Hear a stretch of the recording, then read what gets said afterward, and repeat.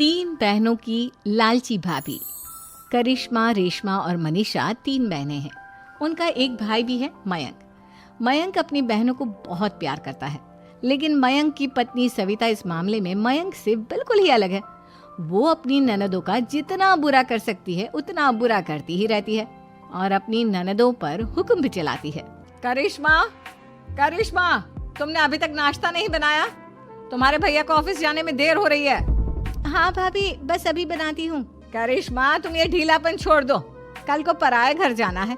वहाँ अगर तुम इस तरह से काम करोगी तो लोग क्या कहेंगे कि माँ ने और भाभी ने कुछ सिखाया नहीं। और तुम्हारी दोनों बहनें कहाँ हैं?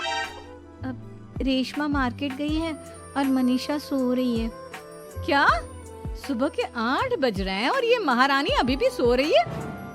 ये कहते हुए सविता अपनी सास दुर्गा देवी के पास जाती है। माँ जी, देख रही हो अपनी बेटियों के तौर तरीके? क्या हुआ बहू, सुबह सुबह क्या कर दिया मेरी बेटियों ने? अरे एक तो अभी अभी उठकर किचन में गई है, दूसरी सुबह सुबह बाहर चली गई और तीसरी अभी तक सो रही है। क्या करूं मैं इन तीनों का? मैं तो परेशान हो गई हूँ। जा जाकर उठा उसे और रेशमा से मैं बात करती हूँ। सविता सीधा मनीषा के कमरे में जाती है और उससे कहती है, महारानी जल्दी उठो, सूरज सर पर आ गया है। भाभी थोड़ी देर और सोने दो ना, मैं रात को लेट सोई थी। वो क्या है ना, यूनिट टेस्ट चल रहे हैं। शराफत से उठती है या नहीं, या फिर पानी की भरी बाल्टी डालूं तेरे ऊपर? नहीं भाभी, मुझे बिस्तर में नहीं नहाना, उठती हूँ मैं। मनीषा जल्दी से उठकर बाथरूम में चली जाती है। सभी आराम से बैठकर नाश्ता कर रहे होते कि तभी रेशमा बाजार से हाथ में सामान लिए आ जाती है। रेशमा को देखते ही सविता उस पर बरस पड़ती है। लो, आ गई महारानी। ऐसा भी क्या सामान लाना था जो सुबह आंख मलते ही बाजार की तरफ रवाना हो गई? भाभी, कल आप ही तो चीख रही थी कि घर का सारा सामान मुझे ही लाना पड़ता है, घर में किसी को भी किसी काम से कोई लेना देना नहीं है। अब मैं बाजार जाकर सामान ले आई तो आपको इस बात से भी तकलीफ हो रही है? देख रही हो माँ जी, अपनी बेटी की जुबान कैंची से भी तेज चलती है।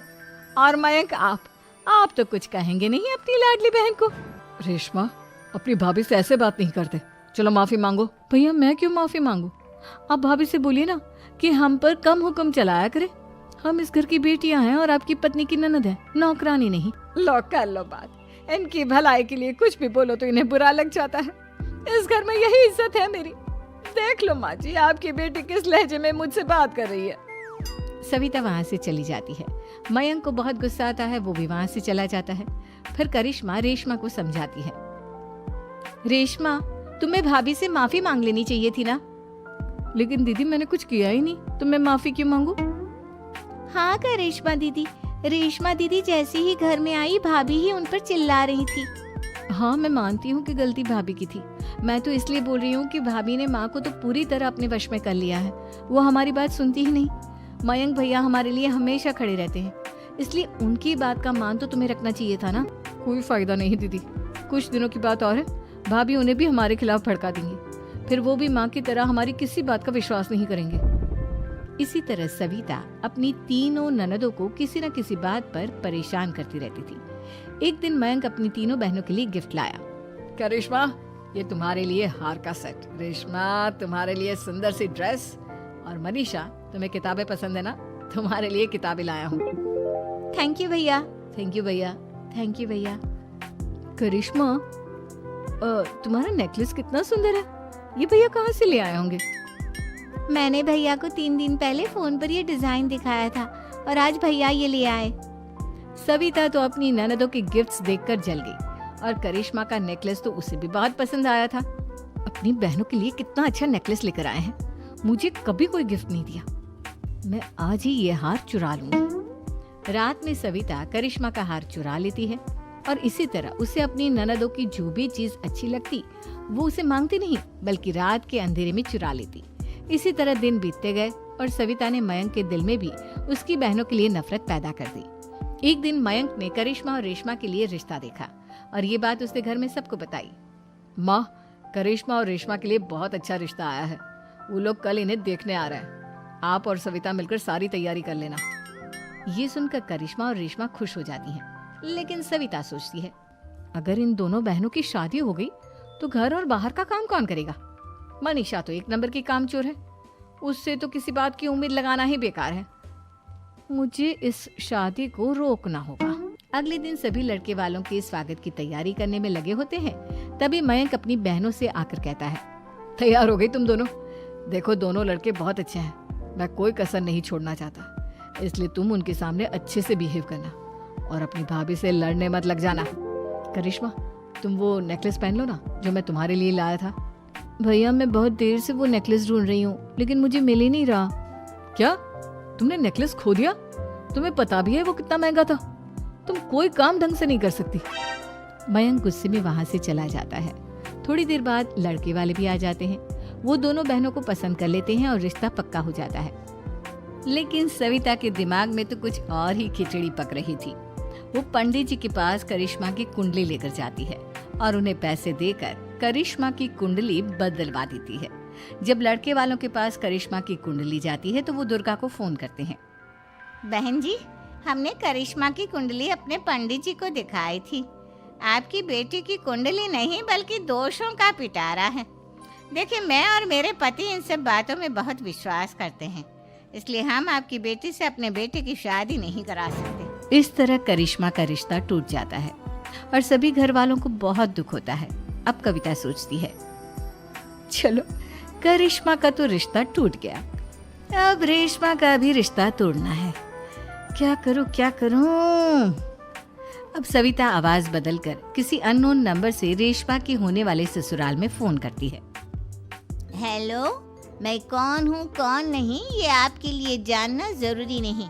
बस इतना सुन लो कि रेशमा का 2 साल से किसी के साथ अफेयर चल रहा है। बस रेशमा का रिश्ता तोड़वाने के लिए सविता का इतना कहना काफी था।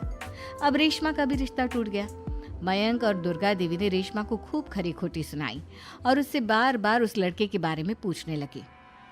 आप दोनों मुझे क्यों परेशान कर रहे हो? अरे कोई लड़का होगा मेरी लाइफ में तो मैं बताऊंगी ना, जब कोई है ही नहीं तो कहाँ से लाऊं मैं कोई लड़का? तो तेरे होने वाले ससुराल वालों को फोन किसने किया था? माँ मैं नहीं जानती किसने फोन किया था, मैं सच कह रही हूँ। मैं तो पहले ही कह रही थी इसकी लगाम खींच कर रखो, लेकिन मेरी सुनता ही कौन है। आप चुप रहिए भाभी, ये सब आपका ही किया धरा है। अब तीनों बहनों को विश्वास हो जाता है कि ये सब उनकी भाभी ही कर रही है। तीनों बहनें अपनी भाभी को सबक सिखाने के लिए एक वकील कर लेती है और घर में हिस्सा मांगना। देखो भैया, माँ बाप की जायदाद में जितना बेटों का हक होता है उतना ही बेटियों का, इसलिए इस घर के 4 हिस्से होंगे और हमें अपना हिस्सा चाहिए। मैंने तुम्हारे लिए क्या क्या नहीं किया और तुम इस घर में हिस्सा मांग रही हो? भैया, आप और माँ हम बहनों की कोई बात नहीं सुनते हो और भाभी हमारी शादी नहीं होने देगी क्योंकि उन्हें लगता है कि आप हमारी शादी में ज्यादा पैसा लगाओगे और उन्हें हम जैसी फ्री की नौकरानी कहाँ मिलेगी। तो हम भाभी के साथ तो रह नहीं सकते, हम बहनों को अपना हिस्सा चाहिए। अरे तुम्हें शर्म आनी चाहिए अपने भाभी पर ऐसा इल्जाम लगाते हुए। वो तुम्हारे बारे में कितना सोचती है। हाँ माँ, भाभी हमारे बारे में बहुत सोचती है, दिन रात बस यही सोचती रहती है कि किस तरह से अपनी तीनों ननदों को परेशान करूं और कभी मुझे पढ़ने भी नहीं देती। दोनों बहनों का रिश्ता भी तो इन्होंने ही तोड़वाया है और रात में हमारे कमरे में आकर हमारी चीजें भी चुराती हैं। इसी तरह सविता की तीनों ननदें अपनी बात पर अड़ी रही। अब कोर्ट में तारीख भी शुरू हो गई। जब सविता को लगा कि उसकी तीनों ननद इतनी आसानी से नहीं मानने वाली, तो उसने अपने पति और सास को सारी सच्चाई बता दी और अपनी तीनों ननद से माफी मांगी।